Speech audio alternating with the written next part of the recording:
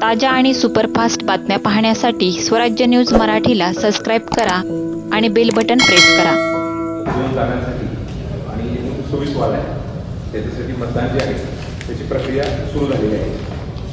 आणि आपल्या आयोगाचा जो त्यांनी जे आपल्याला शेड्यूल शेअर केलेलं आहे त्यानुसार नामनिर्देशन पत्र दाखल करण्याचा कालावधी 23 डिसेंबरपासून 29 डिसेंबर आहे. त्यानंतर ते छाननी 31 डिसेंबर रोजी होणार आहे.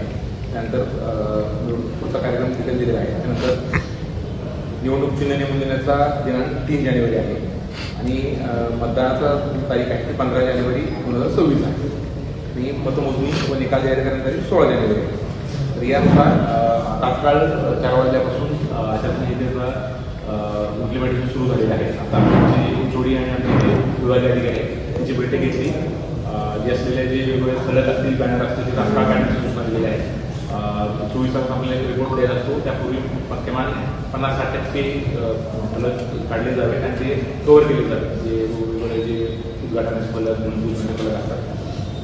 आपल्याकडे आज सकाळी आपल्या माहितीच्या संस्कृतीची वारणी जी मतदारी यादी आहे ती पब्लिश झालेली आहे. त्याच्यामध्ये एकूण 9,24,706 एवढे आपले मतदार निश्चित झालेले आहेत आणि जवळजवळ अंदाजित साधारणतः 1088 आसपास मतदान केंद्र येतील अशी शक्यता आहे. ती यादी 27 डिसेंबरपर्यंत पब्लिश होईल आणि याच्यामध्ये आपल्याला आयोगानं जे आरो आहेत रिटर्निंग ऑफिसर आणि असिस्टंट रिटर्निंग ऑफिसर ते आपल्याला आयोगानं आणि मानवी वगैरे त्यांनी उपलब्ध करून दिले आहे.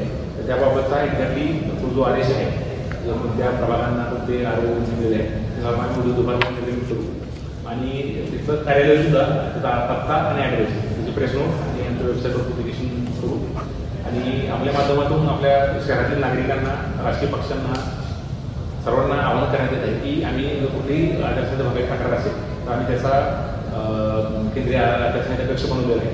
त्याचबरोबर आपलं जो माय सोलापूर ॲप आहे किंवा वेबसाईटवरून जे आमचं तक्रार येत आहे त्याच्यामध्ये आम्ही महानगरपालिकेकडून आचारसंहिता भंग केल्यावर तक्रार ही एक ऑनलाईन प्रणाली उपलब्ध करून दिली आहे. 24 तासात ॲक्टिव्हिटी आणि तुमचे झेडपुढे जाणार झेडमध्ये त्याचे असलेले जे इंजिनियर्स आहेत त्याचा जास्तीत जास्त लाभ घ्यावा आणि प्रक्रिया शांततेने होण्यासाठी आमचे वेगवेगळ्या अधिकाऱ्यांनी जबाबदारी निश्चित करून दिली आहे. ते कुठेही सजेशन असेल काही आमच्याकडून एखादी गोष्ट राहिलेली असेल तर ते लगेच आमच्या अधिकाऱ्यांना निदर्शनास द्यावी आणि तात्पर आमचा हा उद्देश आहे की पारदर्शक पद्धतीनं आणि सगळ्यांना माहिती देऊन आणि योग्य पद्धतीनं कंडक्ट करण्यासाठी आमचा प्रयत्न आहे.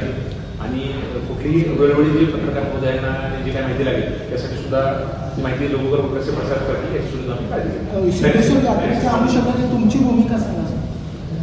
जसं आपण सिद्धेश्वर यात्राचा आपला जो कालावधी सुरू होता 13, 14 आणि 15 तर ते मोठ्या प्रमाणात संख्या असते. तर ही बाबांनी माननीय राजेंद्र रायगडच्या लक्षात आणून घेणार आहोत आणि त्यांना जसे आम्हाला मार्गदर्शन प्राप्त होईल त्यानुसार आम्ही कारवाई करू.